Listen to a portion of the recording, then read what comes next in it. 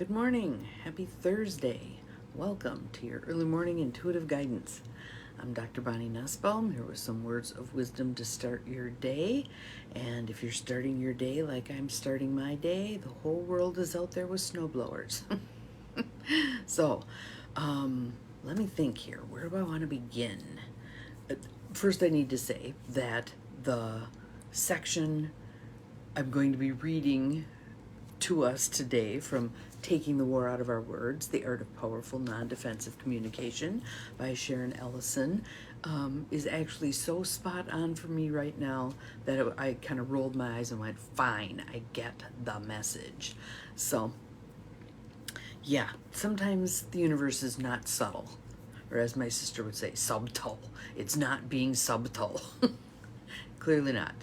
So, there's Catherine. Good morning. You're the first one popping on today. Welcome, welcome. Glad you are here.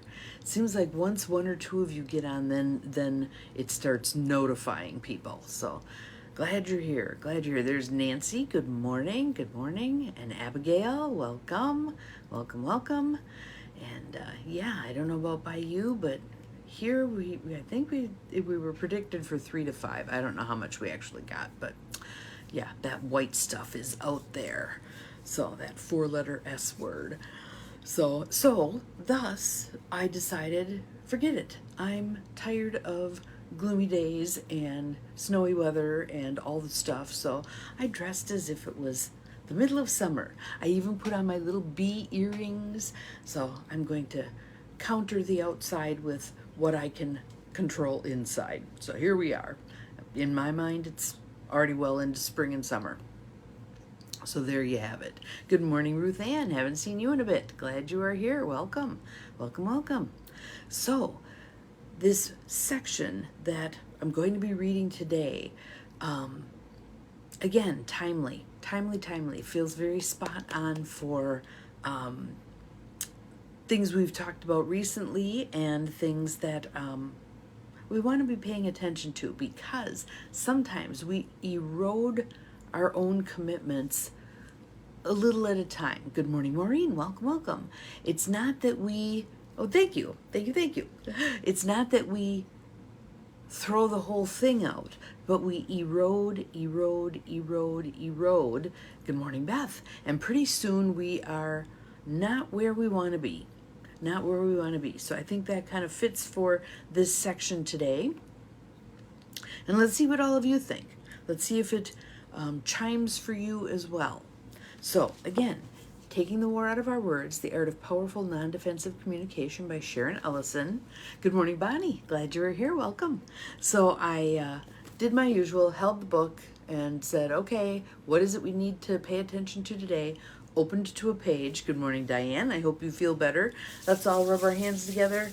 Send a little juju to Diane, who's caught the crud from work, because when they make it a rule that you either show up or you get an incident or an occurrence, and or if you come in for half a day, you only get a half an occurrence. What does that set people up to do?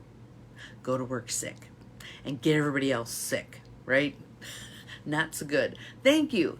I am attempting to pretend like it's summer. Yeah. So we'll see how well it works. Yeah. So yes, I hope you feel better soon, Diane, and I hope everybody who's sick actually just stays home and take the damn occurrence. Who cares, right?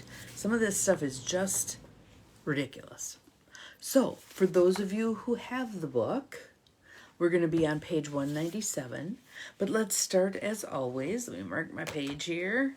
Start as always with some tapping and some breath. In through the nose, out through the mouth. Let your shoulders drop. Grind around your neck a little bit.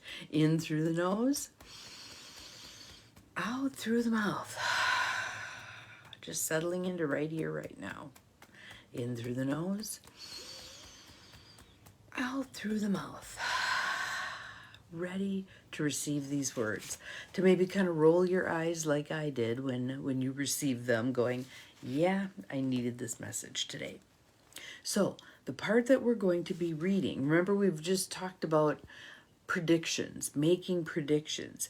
If you do this, I will do that. If you do this, I will do that.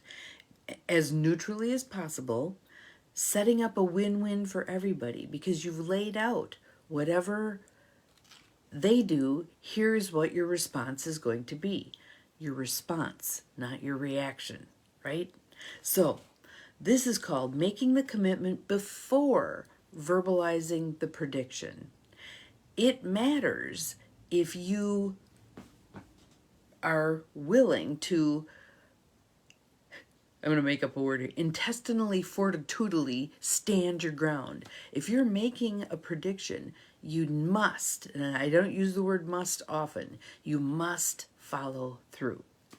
If you do not follow through, you have effectively shot yourself in the foot. Okay? Good morning, Brenda. Glad you're here. Welcome, welcome. Hope things are good in Canada. So let's read this, and I think it'll become painfully obvious what I mean by this. Making the commitment before verbalizing the prediction. It is important to make a commitment to ourselves before we can communicate it clearly to another person. If we are not fully committed to a prediction, others often sense it and do not take us seriously. Kids, you kids don't quiet down, I'm getting up off this couch, blah, blah, and you sit there. They keep doing what they're doing. They know you're not going to follow through. Do not make a threat if you're not going to follow through. Prediction is about making things obvious, making it easy for anyone who's dealing with you to know what the outcome's going to be in advance of them making their choice. Good morning, Janine. Welcome. Glad you're here. So here's one of those stories that makes these points, right? Connie had informed a man she was dating that she did not like always being the one to initiate contact. Quentin was willing to get together when she phoned, but he seldom took the initiative to call. Finally, she predicted, if you don't call part of the time, then I will not make more than 2 calls before expecting you to make the next one. Pretty clear prediction, right? Connie made 2 calls, and in keeping with her prediction, decided not to call Quentin again until he called her. The days turned into weeks, and she found herself anxiously waiting for him to call. Several times she came close to calling him herself and then decided not to. One day, as she was sitting watching the phone, can we tell we've got a problem here? She realized, if I follow through on what I predicted and he never calls me, I will never see him again. She decided her self-esteem was more important than seeing him, although not seeing him would be painful. Only at that moment, good morning, Mel, did she make a full commitment to her prediction. So all these weeks of pining for him and sitting waiting by the phone, she hadn't really made the full commitment to stand her ground of, I am not calling him again. Several minutes after she made this declaration to herself, Quentin called as if he sensed the shift in her firmness of commitment. Have you ever had that happen? Where you finally truly put your foot down and then the scramble begins because whoever it is realizes, ooh, she's serious. With my kids, I set that up on the front end. We did 1, 2, 3 magic. If mom started counting, all hell was going to break loose, and you better do what was laid out for you to do. And my kids knew, because I rarely had to count. And if I started counting, they better be moving. So I remember Logan popping his nookie out at one point and going, boy, mama, I'm glad you didn't get to 3. And I'm like, yep, I'm glad I didn't get to 3 too, Logan. So here's a way to think about this. A very strong way to think about this. Good morning, Sue. Glad you're here. Welcome. Abandoning your commitment is breaking a promise. Abandoning your commitment is breaking a promise to yourself, first and foremost, but also to whomever you made that prediction to. You have broken a promise. A prediction is a promise. If we abandon a prediction after we have presented it to the other person, we essentially break a promise. If you promise to take your son swimming after he cleans his room and something prevents you, you will probably hear a long and loud protest. But you promised! Even when we fail to follow through on predicted consequences that the other person would rather avoid, if you don't pick up your toys, I will take them away for a week. Even when it's that kind of a prediction, we damage the trust in the relationship if we don't follow through. They need to know, whoever it is, adults, kids, whoever, they need to know that when you say you're going to do something, you will follow through. If Sandra gives in and deals with the bank when Jake bounces checks, remember they were the married couple and he had a business and she's a bookkeeper by trade, but she's also his bookkeeper for his business.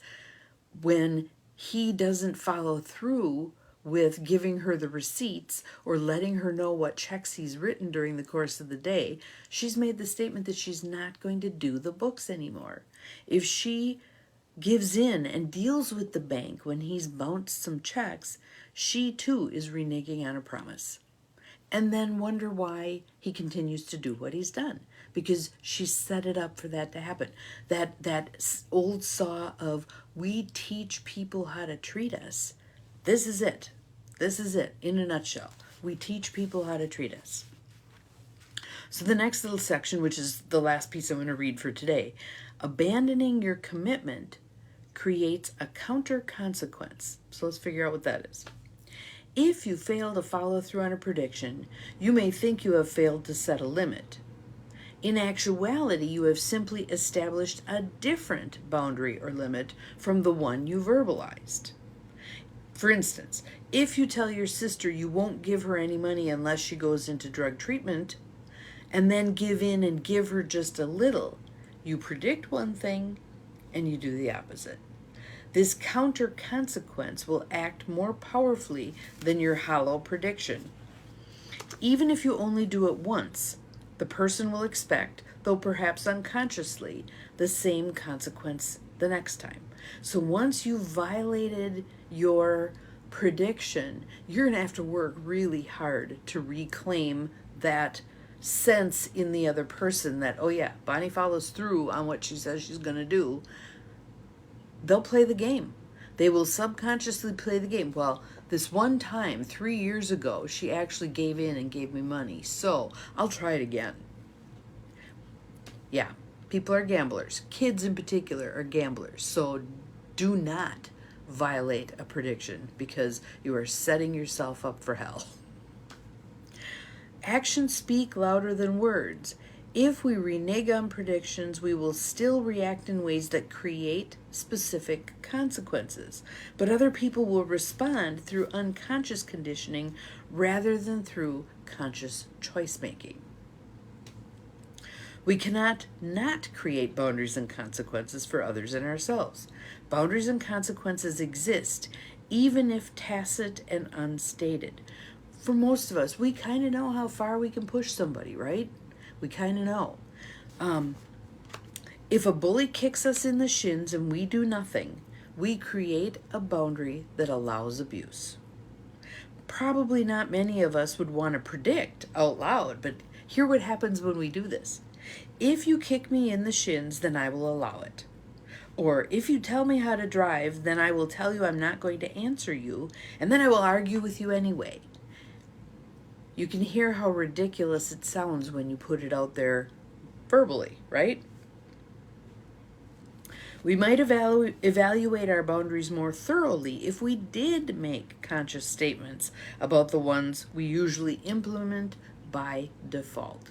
So again, we don't choose to set these up this particular way, but we act as if, and then we create unwittingly a boundary we don't want to have in place. By making a conscious commitment to our prediction, we can be clearer about the effects of our actions and how, with others, we create our joint reality. How many of us know people who've complained and complained and complained about something being a certain way, and then we watch their behavior, and they have exactly created that through the choices they make, usually by default. Usually by default. So going back to this woman who laid out for her boyfriend, if I call you twice and you don't call me back, I'm not calling you until you call me. It's in your court then. If she violates that, she will forever be the one who has to do the calling, because he's going to go, well, she said twice, but yeah, then last time, she called 5 times and then I called her back, and she's taught him how to treat her, right? So when you find yourself complaining about the circumstances in some sort of a situation, take a look at, be very careful, take a look at, what am I doing to foster this situation? What am I doing either directly or by default to foster this situation? What choices do I have to impact this situation differently? If I tell you I'm going to do something, if you do something, I need to follow through on that. Otherwise, the boundary gets set, but it gets set where I don't want it set. All right? So, take some time to think about this stuff today. Maybe have a conversation with somebody about this stuff today. I heard this great thing about boundaries today, and what happens when we don't follow through on what we said we're going to do. Share it with somebody, because that's a great way to make it more concrete in our own heads. Have an awesome Thursday. We'll see you again tomorrow. Remember, you are capable of far more than you think you are, including setting and keeping your boundaries. Bye-bye.